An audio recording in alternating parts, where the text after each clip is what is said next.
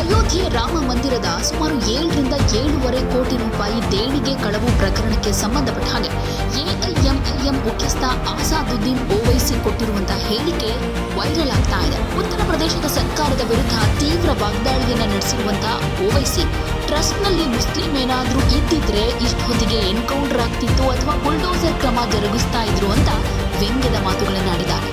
ಈಗಾಗಲೇ ಈ ಪ್ರಕರಣದಲ್ಲಿ 8 ಮಂದಿಯನ್ನು ಅರೆಸ್ಟ್ ಮಾಡಿದ್ರು ಕೂಡ ಹೈ ಪ್ರೊಫೈಲ್ ಆರೋಪಿಗಳ ವಿರುದ್ಧ ಕ್ರಮ ಕೈಗೊಳ್ಳುವುದಕ್ಕೆ ಯಾಕೆ ಲೇಟ್ ಆಗ್ತಾ ಇದೆ ಅಂತಾನೂ ಕೂಡ ಪ್ರಶ್ನೆ ಮಾಡಿದ್ದಾರೆ. अगर ट्रस्ट में गलती हो गई, उस ट्रस्ट में एक मुसलमान को तुम मेंबर बना लेते और बाद में जब ये घोटाला सामने आया तुम उस मुसलमान को ले जाकर एनकाउंटर कर देते, बुलडोजर से उसका घर तोड़ देते, केस क्लोज्ड।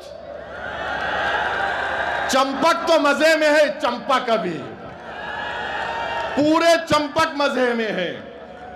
आप बताइए क्या हो रहा है, ये क्या हो रहा है बताइए आप।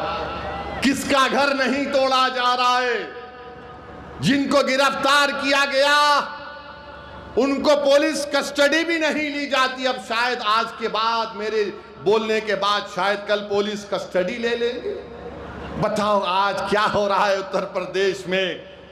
ರಾಮ ಮಂದಿರ ದೇಣಿಗೆ ಕಳ್ಳತನ ಪ್ರಕರಣ ಇಡೀ ದೇಶವನ್ನ ಬೆಚ್ಚಿ ಬೀಳಿಸಿದೆ. ಹಾಗೆ ಇದು ಪ್ರಮುಖ ರಾಜಕೀಯ ಸಂಘರ್ಷಕ್ಕೂ ಕೂಡ ಎಡೆ ಮಾಡಿಕೊಡ್ತಾ ಇದೆ.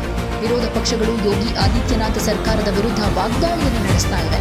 ಈ ವಿವಾದ ರಾಜಕೀಯ ವಲಯದಲ್ಲಿ ತೀವ್ರ ಪ್ರತಿಕ್ರಿಯೆಗಳನ್ನು ಹುಟ್ಟುಹಾಕಿದ್ದು, ದೇವಸ್ಥಾನದ ನಿರ್ವಹಣಾ ವ್ಯವಸ್ಥೆಯನ್ನ ಸಂಪೂರ್ಣವಾಗಿ ಪರಿಶೀಲನೆ ಮಾಡಬೇಕು ಅನ್ನೋ ಒತ್ತಾಯ ಕೇಳಿಬರ್ತಾ ಇದೆ. ಇದರ ಮಧ್ಯೆ ಶ್ರೀರಾಮ ಜನ್ಮಭೂಮಿ ತೀರ್ಥಕ್ಷೇತ್ರ ಟ್ರಸ್ಟ್ನ ಪ್ರಧಾನ ಕಾರ್ಯದರ್ಶಿ ಚಂಪತ್ ರಾಯ್ ನೈತಿಕ ಹೊಣೆ ಹೊತ್ತು ತಮ್ಮ ಸ್ಥಾನಕ್ಕೆ ರಾಜೀನಾಮೆ ಕೊಟ್ಟಿದ್ದು, ಟ್ರಸ್ಟಿ ಅನಿಲ್ ಮಿಶ್ರಾ ಕೂಡ ತಮ್ಮ ರಾಜೀನಾಮೆ ಪತ್ರವನ್ನ ಸಲ್ಲಿಸಿದ್ದಾರೆ. ಜೂನ್ 25ರಂದು ಟ್ರಸ್ಟ್ನ ಸದಸ್ಯ ಕೃಷ್ಣ ಮೋಹನ್ ಅವರ ದೂರಿನ ಮೇರೆಗೆ ಪ್ರಕರಣದ ಮೊದಲ ಎಫ್ಐಆರ್ ದಾಖಲಾಯಿತು. ಎಫ್ಐಆರ್ನಲ್ಲಿ ಅವಿನಾಶ್ ಶುಕ್ಲಾ, ಅನುಕಲ್ಪ್ ಮಿಶ್ರಾ, ಲವಕುಶ್ ಮಿಶ್ರಾ, ಮನೀಶ್ ಕುಮಾರ್ ಯಾದವ್, ಕರುಣೇಶ್ ಪಾಂಡೆ, ರಮಾಶಂಕರ್ ಮಿಶ್ರಾ, ಸುಭಾಷ್ ಶ್ರೀವಾತ್ಸವ ಹಾಗೆ ರಾಮ್ ಶಂಕರ್ ಯಾದವ್ ಅನ್ನೋ 8 ಮಂದಿ ಹೆಸರನ್ನು ಉಲ್ಲೇಖ ಮಾಡಲಾಗಿತ್ತು. ಈಗ ಇವರೆಲ್ಲರೂ ಕೂಡ ಅರೆಸ್ಟ್ ಆಗಿದ್ದಾರೆ.